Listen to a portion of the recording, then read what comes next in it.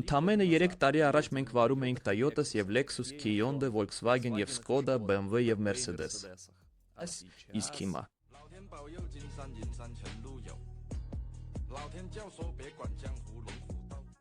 Հիմա բոլորը հասկանում են։ Չինական մեքենաները մեզ մոտ եկան լրջորեն եւ երկար ժամանակ։ Նրանք ամենուր են առևտրի կենտրոնի կայանատեղերում, տաքսիներում եւ ավտոմեքենաների փոխանակման ծառայություններում։ Բայց եթե դուք դեռ թաքցնեք հարևանը Cherry Zikar-ի հետ, Avatar-ի կամ Autoslinko-ի հետ, ապա ժամանակն է ամեն ինչ կարգի բերելու։ Այս տեսահոլովակում մենք կփշրենք ամբողջ չինական ավտոարդյունաբերությունը, ով է արտադրում, ով հետ է համագործակցում։ Իսկ ընդհանրապես հիերոգլիֆներով ինչ տիեզերանավ է քշում ձեր դիմաց ճանապարհին։ Ես Լեշա Պոդկլետնովն եմ։ Սա դիզրապտոր ալիքն է, որտեղ ես պարզեզով բացատրում թե ինչպես է աշխատում տեխնոլոգիայի, բիզնեսի եւ մեր շրջապատող ամեն ինչ։ Եթե ձեզ հետաքրքրում է այս տեսանյութի թեման, հավանեք եւ բաժանորդագրվեք։ Այսքեւ դուք հաստատ բաց չեք թողնի հաջորդ դրվագները, ինչպես նաեւ կօգնի ինձ ավելի շատ բովանդակություն կազմել։ Բաժանորդագրվել եք, դե ուրեմն գնանք։ Որպեսզի ավելի հեշտ լինի հասկանալ, եկեք պատկերը ավտոարդյունաբերությունը որպես մեծ տոտ։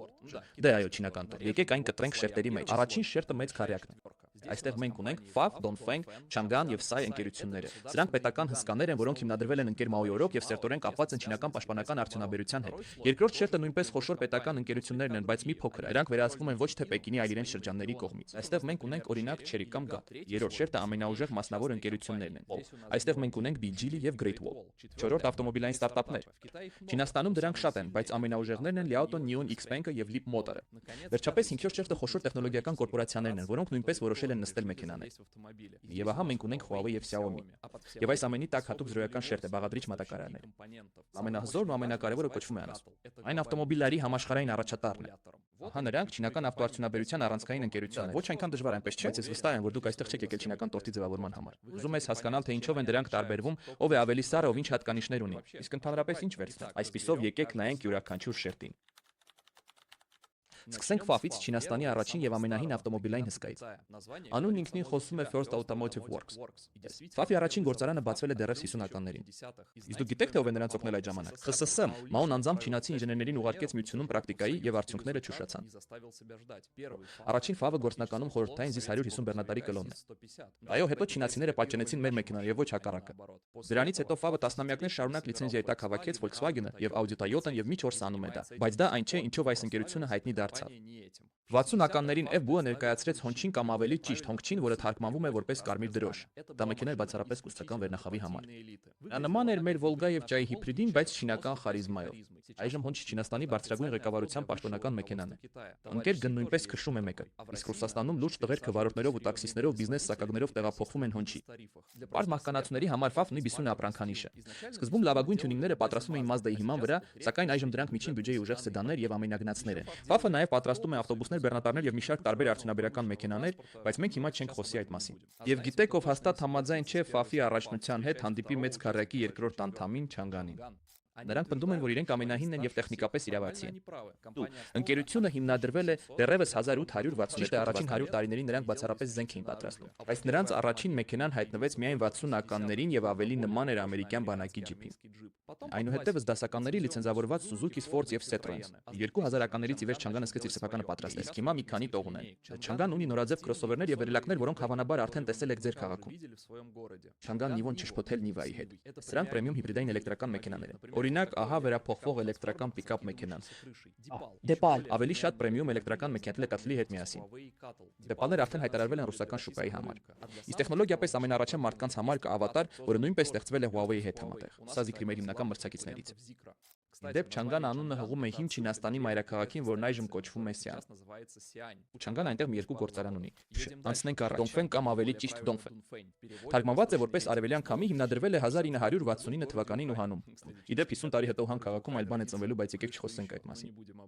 Dongfeng-ը սկսեց նաև ռազմական բեռնատարներով եւ 90-ականներին եւ 2000-ականներին նա ձեռք բերեց մի ամբողջ փունջ համատեղ ձեռնարկություններ, Sean Dennis, Peugeot եւ նրանք դեռ արտասահմանյան մեքենաներ են թողնում չինական շուկա։ Այստեղ անհրաժեշտ է կարևոր նշում կատարել։ Չինական շատ ավտոադրողներ սկսել են արտոնագրերով եւ արևմտյան ճապոնական կոնցեռների հետ համատեղ ձեռնարկություններ։ Այսպես Չինաստանը ստացավ իր սեփական Toyota, Volkswagen եւ շատ այլ ապրանքանիշեր։ Թվում է, թե նույն մեքենաներն են, բայց հարմարեցված տեղական իրողություններին։ Եվ այս բիզնեսը դեռ գործում է եւ հսկայական վաճառքներ է բերում չինական ավտոմոբիլային ընկերություններին։ Բայց մենք հետաքրքրված ենք մեր սեփական չինական ապրանքանիշերով։ Իսկ Dongfeng-ը դրանցից մի ամբողջ կենթանաբանական հիմնական մեքենաներ Dongfeng, դրանք շատ տարբեր։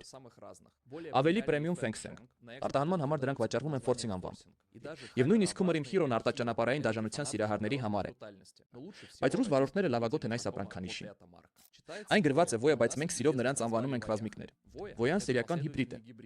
Անիվները պտտվում են էլեկտրական շարժ, իսկ բենզինային շարժիչը հանդես է գալիս որպես գեներատոր։ Լիցքավորեք, եթե ցանկանում եք լիցքավորեք վառելիք, լավագույն վաճառողը Voya Free-ն է։ Սա Լիսյանի համար եւ մատչելի մրցակից է։ Բայց կա նաեւ այս Dream Minivan-ը։ Եվ այո, երկուսն էլ արդեն լիպեցք են գնում։ Մեծ քարյակից վերջինը SAIC-ն է, Շանհայ ավտոմոբիլային արդյունաբերության կորպորացիան։ Ամբողջ խմբի ամենաառեղծվածային հսկան։ Եվ միևնույն ժամանակ երկրորդ խոշոր ավտոարտադրողն ամբողջ Չինաստանում անմիջապես BYD-ից հետո։ Բայց ազնվորը ես նշել գոնե մեկ ավտոմեքենա SAIC։ Եթե այո, ապա դուք կամ չինական ավտոարդյունաբերության ջերմեռանդ երկրպագու եք, կամ ապրում եք ինչու է SAIC-ն այդքան մեծ։ Քանի որ Չինաստանում սիրում են Volkswagen-ը։ Միայն ոչ գերմանական, այլ տեղայնացված չինական։ Իսկ չինական գրեթե բոլոր Volkswagen-ները հենց SAIC-ն արտադրում։ Այս մեքենաները քիչ ընդհանրություններ ունեն գերմանացիների մեքենայի հետ։ Այն ավելի շատ նման է գերմանական լոգոյի հիբրիդին չինական զգացողությամբ։ 1984 թվականին երկու ընկերությունները հիմնեցին համատեղ ձեռնարկություն, եւ այն դեռ աշխատում է ամբողջ հզորությամբ, բայց SAIC-ն ունի նաեւ իր ուժեղ ապրանքանիշերը։ Առաջինը Wulin-ն է, սա SAIC եւ General Motor համատեղ մտահղացումն է։ Wulin-ը քաղաքների համար այնպիսի ձիեր են միկրոմեքենացներ, փոքր բեռնատարներ եւ հատկապես լեգենդար կոմպակտ Vienna-ն, որոնք պարզապես պաշտում են Չինաստանում։ Չինացիներն օգտագործում են դրանք կամ լինի դա լապշա թե երեխաներ դպաստանում Wulin-ը գրեթե ներկայացված չէ, իսկ Չինաստանում դա պաշտամունք է։ Երկրորդը MG-ն է, Morejiz-ը։ Բայց սա SAIC-ի արտահանման առաջատարն է։ Իսկ սկզբանե բրիտանական բրենդ էր, որ արտադրում է Roadster-ներ։ Սրանք այնպիսի մոդայիկ փոխակերպիչներ են սիգարներով տղաների համար։ Սակայն 2000-ականներին Roadster-ների պահանջարկը նվազել էր եւ ապրանքանիշը գրեթե մահաց։ Այդ ժամանակ SAIC-ը գնեց նրան։ Բայց չինացիներն ամեն ինչ փոխել են։ Roadster-ները մտան արխիվներ եւ հայտնվեցին բյուջետային էլեկտրական սեդաններ, քրոսովերներ եւ հեջբեքներ։ Սակայն բրիտանական մթնոլորտը պահպանվեց։ Այժմ ամենահայտնի չինական մեքենան է Եվրոպայում։ SAIC-ն ունի նաեւ պրեմիում դասի էլեկտրական մեքենաներ M Motors-ից։ Մենք բավականին հազվագյուտ կենթանի ունենք, բայց ես մի զույգ տեսա Մոսկվայում։ M Motors-ը SAIC-ի եւ Alibaba-ի համատեղ ձեռնարկությունն է։ Այսպիսով մեծ քարյակի բոլոր ընկերությունները ուղղակիորեն վերահսկվում են Չինաստանի կենտրոնական կառավարության կողմից։ Սրանք մեքենաներ են անմիջապես կուսակցությունից եւ անձամբ ընկեր CC-ից։ Բայց Չինաստանում կան ոչ միայն մեծ քարյակը, այլև կան նաև այլ հզոր ավտոմոբիլային կոնցեռններ պետության կողմից։ Բայց ո՞րն է տարբերությունը։ Ես կբացատրեմ։ Մեծ քարյակը Չինաստանի կենտրոնական կառավարության անմիջական վերահսկողության տակ գտնվող գերսկաներ են։ Կոպիտ ասած, մեր Ռոստեկի նման մի բան։ Նրանց արմատները Չինաստանի պաշտպանական արդյունաբերությունից է, նրանց գործարանները ռազմավարական ընդհանրապես մեքենաներ է պատրաստում ամբողջ չինական կուսակցության համար։ Պեկինը ուղղակի վերահսկողության տակ է պահում այդ ընկերությունները, բայց մնացած բոլոր պետական ընկերությունները դրվեցին մարզերի տեղական եւ քաղաքային իշխանությունների թևի տակ։ Ինչի համար նրանք կատաղի մրցեն միմյանց հետ։ Կա ավելի շատ մրցակցություն, ավելի շատ վաճառք եւ նորարարություն եւ մարզային պաշտոնյաները ավելի շատ բոնուսներ են ստանում։ Արդյունքում շրջանները պատրում են իրենց երակները, որպեսզի գլորեն չինական ամենաթեժ մեքենան եւ առաջընթաց ծնեն։ Բարի գալուց չինական շուկայական սոցիալիզմ։ Իդեպ դուք հենց նոր իմացաք Չինաստանի ողջ տնտեսությունը։ Ինչ շնորհակալություն այսպեսով հաջորդը Guangzhou Oil Group-ն է, որը վերահսկվում է Guangzhou քաղաքի կառավարության կողմից։ Ռուսաստանում այն պաշտոնապես վաճառվում է վաղուց։ Միգուցե տեսել եք Արտեմի Լեբեդևի հետ նրանց։ Բուն Չինաստանում Ջեն շատ լուրջ խաղացող է։ Նրանք ամբողջ ավտոշուկայի թոփ 7-ում են, իսկ էլեկտրոմոբիլների վաճառքով զիջում են միայն BYD-ին եւ Tesla-ին։ Հետևյալ ընկերությունը ձեզ միանշանակ ծանոթ է։ Հանդիպեք Chery-ին։ Chery-ն Չինաստանի ամենարտահանման ուղղված ավտոմոբիլային ընկերությունն է։ Նրանց վաճառքի կեսից ավելի արտաքին շուկաներից։ Chery-ն ունի ապրանքանիշերի մի ամբողջ տեսական։ Իրականում Chery-ը հիմնական գիծ է, մատչելի եւ պար։ Chery Tiggo-ն արդեն մեմ է դարձել։ Եվ վերջերս նրանք վերացնեցին խորհրդանշե մոդելը։ Քելքը գրեթե պրեմիում է շեշտը դնելով տեխնոլոգիայի վրա։ Տեղադրված է որպես չինական Lexus, նրանք նույնիսկ իրենց ամենավաճառվող մոդելն անվանեցին R։ JQ-ն նման է ZT-ին, բայց ավելի լուրջ արտաճանապարհային հնարավորություններով։ Ժտուր այլտրանքային ամենագնացներ ապագայի դիզայնով նրանց համար, ովքեր ցանկանում են աչքի ընկնել։ Ամոդան էժան երիտասարդական ամենագնացներ են, որոնք նկատելիորեն կենտրոնացած են թվային տարրերի վրա։ Մենք նրանցից շատ ունենք։ Chery-ն ունի նաև շատ բյուջետային Kai եւ ընդհակառակը շատ պրեմիում Luxid եւ X-Lantix Huawei տեխնոլոգիաներով։ Իրականում Չինաստանում դեռևս կան բազմաթիվ պետացող ավտոարտադրողներ, որոնք ունեն տարբեր աստիճանի համբավ եւ կարեւորություն։ Բայց ես կառանձնացնեմ երկուսը՝ Հեծանիվը եւ Bike Bijin Automotive Group-ը Պեկինի կառավարության կողմից եւ արտադրում է տարբեր ամենագնացներ եւ սեդաններ, ինչպիսիք են օրինակ դրանք։ Arc Fox-ը նաև մշակում է պրեմիում էլեկտրական մեքենաներ կրկին Huawei աջակցությամբ։ DJK ընկերությունը Անհուի նահանգից, որը մենք գիտենք մոսկվացիներից։ Այոնոր մոսկվացին բյուջետային մոդելն է նորից ստացված ամենատախտակով։ Բայց մի կարծեք, որ բոլոր չինական մեքենաները կապված են պետության հետ։ Այսպիսով մենք հասանք չինական ավտոարդյունաբերության BYD Build Your Dreams-ի գլխավոր ղեկավարին։ Դե կամ բերեք ձեր դոլարները ինչպես ցանկանում եք։ BYD-ն աճում է այնպիսի տեղով, որ շուտով կարող են մոլորակի ամենամեծ ավտոմոբիլային ընկերությունը։ Բայց որտեղից նա նույնիսկ եկավ։ Ընդհանրապես ես առանձին հոդված ունեմ BYD մասին։ Ուղումը կլինի նկարագրության մեջ, խորհուրդ եմ տալիս կարդալ այն։ Եվ հիմա հակիրճ եւ հիմնականը։ 90-ականներին էլեկտրաքիմիկոս Վան Չանգ սկսեց մարտկոցներ հավաքել ճապոնական էլեկտրոնիկայի համար։ Եվ մի քանի տարի անց նա բեկում մտավ։ Նա ստեղծեց մարտկոցի նոր տեսակ, որն ավելի ժանհուսալի եւ պարզ։ Եվ հետո BYD-ն հասկացավ, եթե ունես լավագույն մարտկոցները, ապա պետք է էլեկտրական մեքենաներ արտադրես։ Մի հին բույս են գնում ու առաջ են գնում։ Եվ 15 տարի անց BYD պատվանդանից եւ դառնում Չինաստանի ամենահզոր ավտոմոբիլային ընկերությունը վաճառքի բուռն աճով։ BYD-ն այս պահին ունի 4 ապրանքան։ Փաստորեն BYD ժողովրդի մեքենան է բոլոր չինացիների համար։ Մաչելի էլեկտրական սեդաններ, հեջբեկներ, քրոսովերներ եւ ինչ ոչ։ Կան նույնիսկ էլեկտրական ավտոբուսներ եւ մի ամբողջ քաղաքային մոնորել։ Դանսն մի փոքր ավելի պրեմիում է։ Սպորտային վերելակներ, ամենագնացներ, մինիվեններ։ Ամեն ինչ չինական ոճի եւ բառ։ Function-bound կամ պարզապես Leopard ամենագնացներ են ակտիվ հանգստի եւ ոչ ստանդարտ դիզայնի սիրահարների համար։ Եվ իհարկե Yangwang արդեն ծայրահեղ շքեղություն է։ Amphibia էլեկտրական ամենագնացը եւ նույն թռչկոտող էլեկտրական սուպերմեքենան, որը կոտրել է սոցիալական ցանցերը։ Հաջորդ ընկերությունը Geely-ն նախատեսում է հետ պահել BYD-ից։ Ճիշտ է, Geely։ Դեպ Geely-ն թարգմանվում է որպես երջանկություն։ Նրանց պատմությունն ամեն ինչ ունի։ 80-ականներին նրանք պատրաստում էին ամեն ինչ սառնարաններից մինչև մոտոցիկլետներ, բայց հետո նրանք գնեցին գործարանը Սիչուանում եւ կենտրոնացան մեքենաների վրա։ Սկզբում բոլորը ծիծաղում էին Geely վրա շատ ցածր որակի եւ ամբողջական գրագողության պատճառով։ Բայց հետո նրանք նորից հավաքվեցին։ Նրանք հրաժարվեցին կրկնօրինակելուց, վարձեցին եվրոպացի դիզայներների եւ որ ամենակարևորն է, սկսեցին ապրանքանիշեր գնել ամբողջ աշխարհում։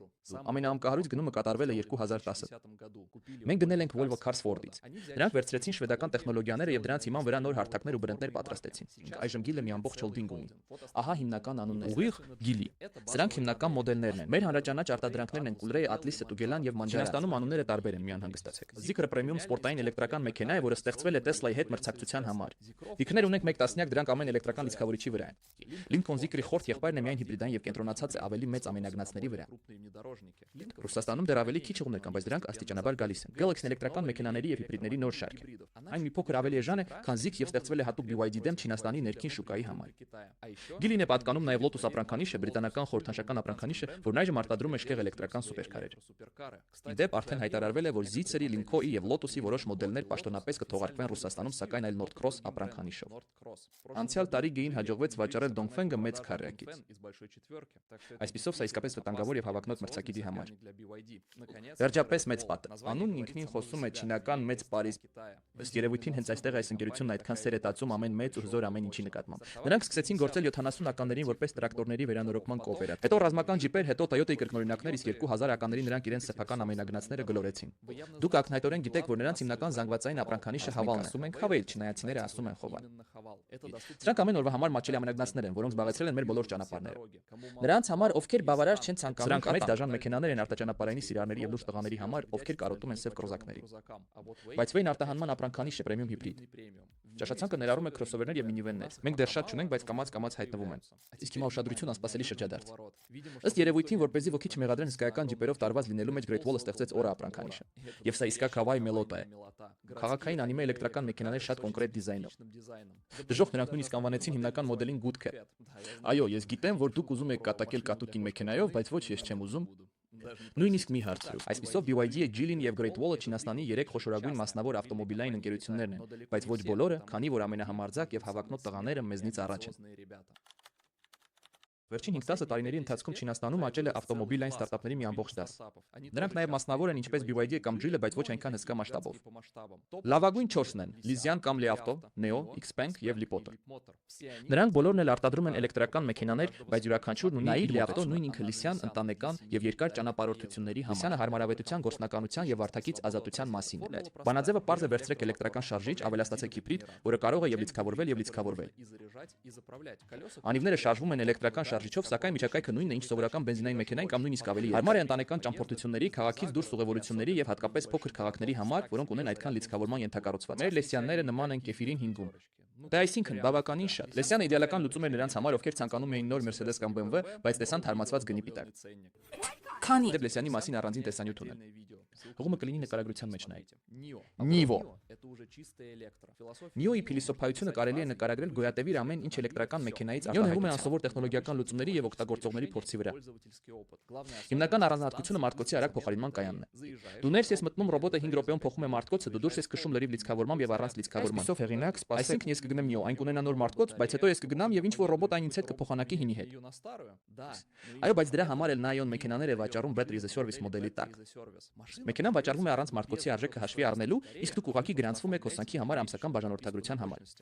Նիոն ունի նաև իր սեփական Նիովոդով ակումբը, անհատական պրեմիում ծառայություններ եւ հաճախորդների սպասարկման այլ հաճույքներ։ Զվարճալի փաստ։ Նիո Լիբինի հիմնադիրը եւ ստեղծող Լիսյան Լիսյանը ժամանակին պատրաստել մեկ ընկերություն, բայց դա չստացվեց։ X-Pen, բայց սա գեյքի երազանքն է։ Եթե էլեկտրական մեքենա պատրաստեին հակաթոնում, ապա դա կլիներ X-Pen։ Սա 4-ից ամենահամարցիչն է, որը հատուկ կենտրոնանում է տեխնոլոգիայի վրա։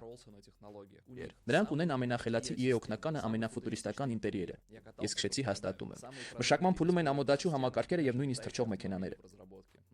Այո, լուրջ, Xpeng-ը նույնիսկ ստեղծել է թռչող մեքենաների առանձին ընկերություն, Xpeng Airot։ Նրանք հիմա փորձարկում են զվարճալի բաներ։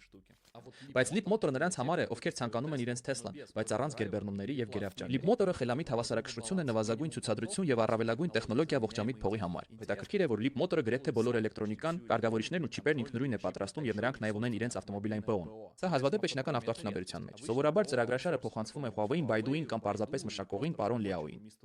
Leapmotor-ի լսարանը երիտասարդներ են, ովքեր ցանկանում են լավ, բայց ոչ պրեմիում էլեկտրական մեքենա արդար գնով։ Ընդհանուր առմամբ սա չինական էլեկտրամոբիլների աշխարհի լավագույն արժեքն է։ Հիմա մենք հասել ենք չինական ավտոարդյունաբերության գագաթին տորտի հենց այն շերտը, որտեղ խաղում են երկնային կայսրության տեխնոհրեշները։ Ընդհանուր առմամբ Չինաստանի գրեթե բոլոր տեխնոլոգիական ընկերությունները փորձարկումներ են անում մեքենաների հետ, եւ Alibaba-ն, եւ Baidu-ն, եւ Tencent-ը, բայց երկու ընկերություններ ամենից խորն են գնացել։ Դրանք իհարկե Huawei-ն ու Xiaomi-ն են։ Սկսենք Huawei-ից։ 2021 թվականին ընկերությունը ներկայացրել է HIMA Harmony Intelligence Mobility Aliens-ի շրջանակը։ Harmony Huawei սեփական օպերացիոն համակարգն է, որն ունի նաեւ ավտոմեքենայի տարբերակ։ Որպես հիմա իմաց Huawei-ն հոգ է տանում ամեն ինչի մասին ճարտարագիտություն, ամբողջ դիզայն, ծրագրային ապահովում, ներառյալ Harmony մեքենայի օպերացիոն համակարգը, ավտոմատ օդաչուի օգնականները, վաճառքը եւ մարքեթինգը։ Բայց հավաքը վստահված է ավտոարտադրողներին։ Ահա թե ինչպես է առաջացել այդ տոնը։ Դրանք պրեմիում քրոսովերներ են ծեր ապրանքանիշի հետ միասին։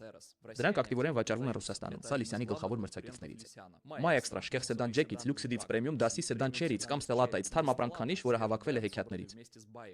Կարևոր կես ապրանքանիշերն ուղղակիորեն Huawei մեքենաներ են, որոնք մշակվել եւ ստեղծվել են Huawei-ի կողմից։ Շատ այլ մոդելներում այս ընկերությունը մասնակցում է որպես տեխնոլոգիաների մատակարար։ Վառ օրինակ է նույն ավատարը։ Կան որոշ տեխնոլոգիաներ Huawei-ից, բայց այնուամենայնիվ սա Չանգանի մեքենա է։ Այժմ Xiaomi մասին։ Եթե ինչ որտեղ էկրան եւ չիպ կա, Xiaomi-ն հենց այնտեղ է եւ մեքենաները բացառություն չեն։ Մոտ 5 տարի առաջ սմարթֆոնների չինական շուկան կանգ էր առել, սակայն էլեկտրամոբիլները ընդհակառակը վերելք էին ապրում։ Եվ Xiaomi-ն հասկացավ, որ ժամանակն է։ 2021 թվականին նրանք սկսում են իրենց սեփական ընկերությունը Xiaomi UV Inc-ը, ինչպես նաեւ կառուցում են ավտոմոբիլային գործարան Պեկինի մոտ։ 24 թվականին դուրս եկավ առաջին էլեկտրական սեդանը, շատ արագ եւ շատ ոճային։ Որակի մասին ոչինչ չեմ կարող ասել, այս տարբեր կարծիքներ եմ լսել։ Միջև տարեվերջ կհայտնվի նաեւ 8 էլեկտրական քրոսովերը, իսկ S8 ամենագնացը ճանապարհին է։ Արտադրությունն աճում է, պատվերներ են գալիս նապոլեոնյան պլաններ։ Դե այսքանը։ Այժմ դուք գիտպես է աշխատում չինական ավտոարդյունաբերության ամբողջ քարտեզը, ավելի ճիշտ ոչ թե տորթից բացի։ Այո, կուսակցական պետական հսկաներից եւ մասնավոր հրեշներից միջև Xiaomi Huawei ավտոմոբիլային ստարտափներ եւ գadget մեքենաներ։ Եթե ինչ որ մեկին բաց եմ թողել, գրեք մեկնաբանություններում եւ մենք կավելացնենք։ Իսկ եթե դուք արդեն չինական մեքենա եք վարում, ասեք թե դա ինչ մեքենա է, ինչն է ձեզ ուրախացնում եւ ինչն է վրդովեց։ Հետաքրքիր է համեմատել փորձը։ Դուք ստացել եք բովանդակություն եւ բաժանորդագրվել։ Սա շատ է մոտիվացիա տալիս նոր բովանդակություն ստեղծելու համար։ Դիտեք նաեւ իմ մյուս տեսանյութերը։ Օրինակ, մեքենան ապամոնտաժվել է, թե ինչու են չինական սմարթֆոններն այդքան էժանացել։ Այնտեղ շատ հետաքրքիր պատմություններ կան։ Եվ նաեւ բաժանորդագրվեք իմ հեռագրին։ Ամեն օր հրապարակվում են տեխնոլոգիաների, նորարարությունների եւ բիզնեսի մասին գրառումներ։ Բոլոր հղումները կլինեն նկարագրության։ Շապոկլետովը ձեզ հետ է եւ սա Disruptor ալիքն է։ Կհանդիպենք շուտով։